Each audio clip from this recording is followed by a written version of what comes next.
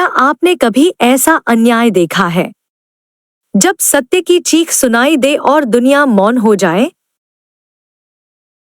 जब राक्षसी वासना एक रानी के सम्मान को कुचलने आए और पूरा दरबार सिर्फ देखता रहे, तब अचानक धरती कांपती है। एक सिंह गरजता है, भीम। अगर कीचक मरा है तो यकीन मानिए उसे मारा भीम ने। लेकिन यह सिर्फ एक हत्या नहीं थी, यह था और अधर्म के बीच एक ब्रह्मांडीय युद्ध। देखिए पूरी कहानी, क्योंकि ये केवल महाभारत नहीं, ये आपके भीतर की आत्मा की पुकार है। प्राचीन समय में भीम और कीचक की कथा धर्म, कर्तव्य और नैतिकता के महत्व को उजागर करती है। यह कहावत, यदि कीचक मरा है तो निश्चय ही उसे भीम ने मारा होगा, ब्रह्मांडीय न्याय को दर्शाती है, जहां हर कर्म का एक परिणाम होता है।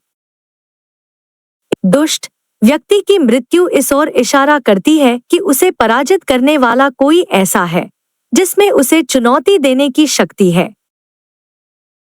ऐसा व्यक्ति सामाजिक नियमों से परे अपार शक्ति का धनी होता है, जिसे रणनीतिक बुद्धिमत्ता, संकल्प और अत्याचारी की कमजोरियों की गहरी समझ चाहिए।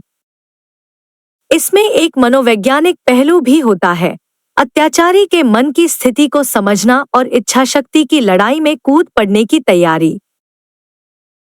उस व्यक्ति की ऊर्जा उसके व्यक्तित्व, करिश्मा और संसाधनों को कुशलता से संचालित करने की क्षमता से आती है।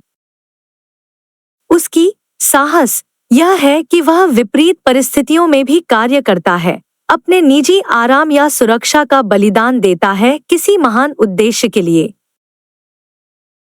उसकी शक्ति नैतिक और बौद्धिक होती है, जो लालचों का विरोध करती है और उद्देश्य से विचलित नहीं होती, ताकि अत्याचार का अंत किसी नए अत्याचार में न बदले। अब ध्यान उस व्यक्ति पर केंद्रित होता है जो ऐसा कार्य कर सके।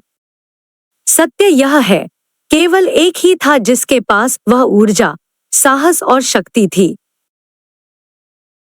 पूर्ण सत्ता की परछाई उसी पर गिरती है जिसने उसे समाप्त करने का साहस दिखाया।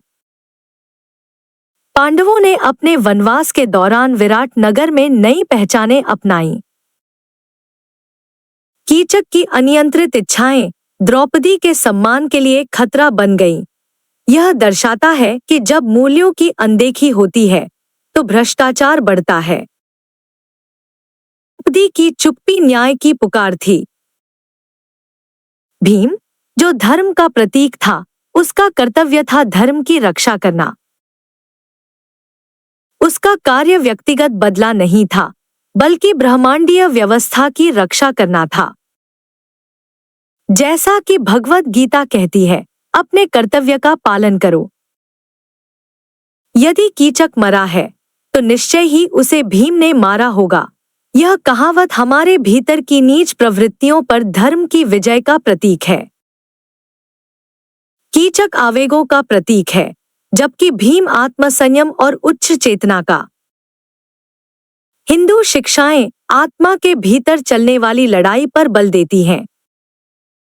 स्वामी विवेकानंद ने कहा था, क्षणिक और शाश्वत के संघर्ष में शाश्वत को चुनो। भीम का यह कार्य हमें सम्मान, कर्तव्य और सत्य के पालन की याद दिलाता है। आधुनिक जीवन में कीचक वह है जो हमारे भीतर की शांति को भंग करता है, और भीम वह योद्धा है जो भीतर बसता है। हिंदू ग्रंथ सिखाते हैं कि जो व्यक्ति धर्म के अनुसार जीता है, उसके साथ न्याय अवश्य होता है। ब्रह्मांडीय न्याय पर कभी संदेह मत करो। कीचक का अंत एक ब्रह्मांडीय न्याय की गाथा है।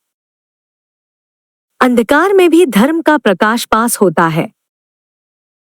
भीम की शक्ति उसकी सत्यनिष्ठा और न्याय के प्रति प्रतिबद्धता से आई, जो दर्शाता है कि आंतरिक संकल्प कितना शक्तिशाली होता है। इस कथा से हमें सीख मिलती है कि हमें भीतर की शक्ति को जागृत करना चाहिए, अपने कीच को का सामना करना चाहिए और अपने भीम को पहचानना चाहिए। अपनी नीच प्रवृत्तियों से ऊपर उठकर सत्य और धर्म के पक्ष में खड़ा होना चाहिए। यह कहावत धर्म की जय का उत्सव है और हमें याद दिलाती है, जहां धर्म है वहां अन्याय की कोई जगह नहीं। जब कोई कीचक तुम्हारे जीवन की शांति को भंग करे तो डर मत। याद रखो, तुम्हारे अंदर भी एक भीम है, योद्धा, जो धर्म के लिए उठ खड़ा होता है, जो अत्याचार को सहता नहीं, मिटा देता है।